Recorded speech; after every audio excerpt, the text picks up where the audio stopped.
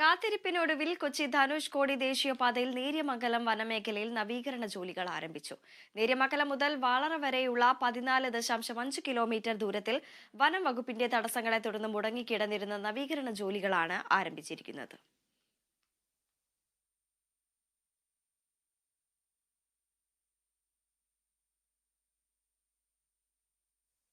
കൊച്ചി ധനുഷ്കോടി ദേശീയപാതയുടെ നവീകരണ ജോലികൾക്ക് തുടക്കം കുറിച്ച് ഏതാനും നാളുകളായി. എന്നാൽ വനവകുപ്പിന്റെ തടസ്സവാദങ്ങളെ തുടർന്ന് ദേശീയപാതയുടെ ഭാഗമായ നേര്യമംഗലം വനമേഖലയിൽ നിർമ്മാണ ജോലികൾ ആരംഭിച്ചിരുന്നില്ല.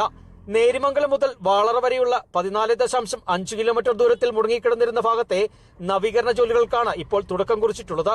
കാലതാമസം ഒഴിവാക്കി ദ്രുതഗതിയിൽ പണികൾ പൂർത്തിയാക്കുന്നതിനാണ് NHAI അധികൃതർ കരാറുകാർ കമ്പനിക്ക് നിർദ്ദേശം നൽകിയിട്ടുള്ളതെന്ന് ഡീൻ കുര്യാക്കോസ് MP പറഞ്ഞു. NHന്റെ ഭാഗമാണ്, നാഷണൽ ഹൈവേയുടെ ഭാഗമാണ് എന്ന് പറഞ്ഞിട്ട് ഫോറസ്റ്റ് ഡിപ്പാർട്ട്മെന്റ് അത് വിട്ടുവീഴ്ച ചെയ്യാതെ നിൽക്കുന്ന ഒരു സ്ഥിതിയായിരുന്നു.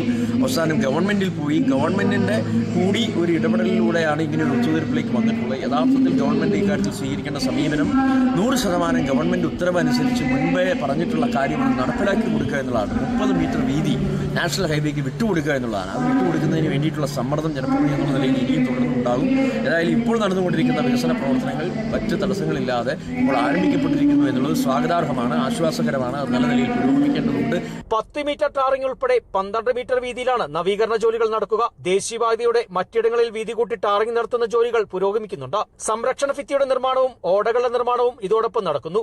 കൊച്ചി മുതൽ മൂന്നാർ വരെയുള്ള ദൂരത്തിൽ 950 കോടി രൂപ അനുവദിച്ചുള്ള നവീകരണ പ്രവൃത്തികൾ 6 മാസം മുൻപാണ് ആരംഭിച്ചത്.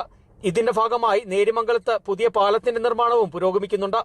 നേര്യമംഗലം വനമേഖലയിൽ റോഡ് നവീകരിക്കപ്പെടുന്നതോടെ ഗതാഗതക്കുരുക്കും അപകടങ്ങളും കുറയുമെന്നാണ് പ്രതീക്ഷ. Kerala vision news, Idukki.